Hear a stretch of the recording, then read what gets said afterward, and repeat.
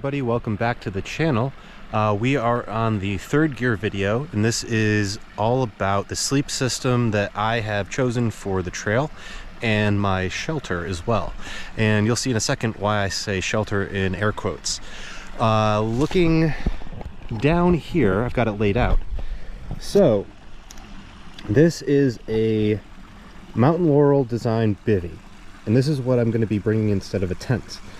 This is something that basically is the size of a sleeping bag, and it has this DCF floor that will keep it dry while having a wind blocking material on top, and then a mesh screen to keep the bugs out.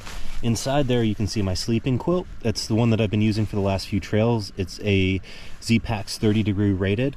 With this setup, that's going to be much warmer, or I'm able to, I'll be able to sleep in colder weather than 30 degrees because of the combination.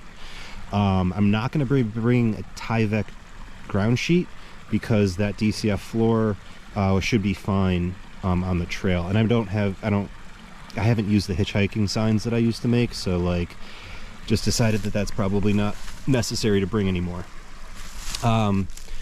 So the top being just windproof, what do I do when it rains?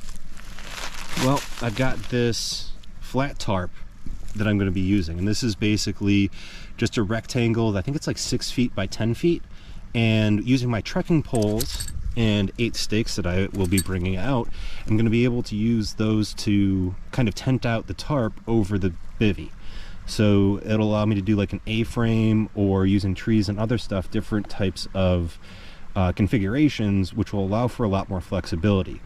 The problem that I had with the duplex on the last couple through hikes was trying to find a space that was big enough for the tent to set up. It's a super light, great tent, but you just need a lot of space. And this allows, as you can see, allows you to sleep in some really tight spots. Like I could use these logs if I wanted to set up the tarp and provide myself some extra shelter. The other thing is, this is going to allow me to cowboy camp a lot. So sleeping under the stars is something that I want to do a lot more of.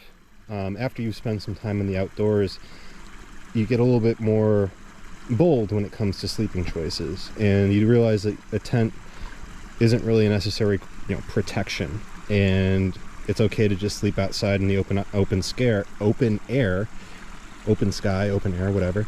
And that's what I want to do on the PCT, because there'll be plenty of great views and like awesome starry night skies.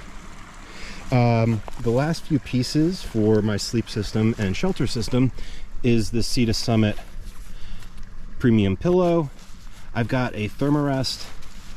So this is a Neo Air Uberlight short, or small, which is short. So the sleeping pad's only going to go down to about my knees, which is fine because I'm usually a side sleeper. I kind of like curl up, and that will it's been fine ever since. And so I'm also going to bring a little air pump, and I've used the stuff sack as an inflator with the Thermarest before, and just not a fan. I want to use that. I was kind of jealous of the guys on my AT hike last year that had those, and I am bringing one this time around. I've got a 14-pound base weight, so a few luxury items here and there isn't going to hurt anything. And that hopefully will be able to bring me to the northern terminus of the PCT without any issues.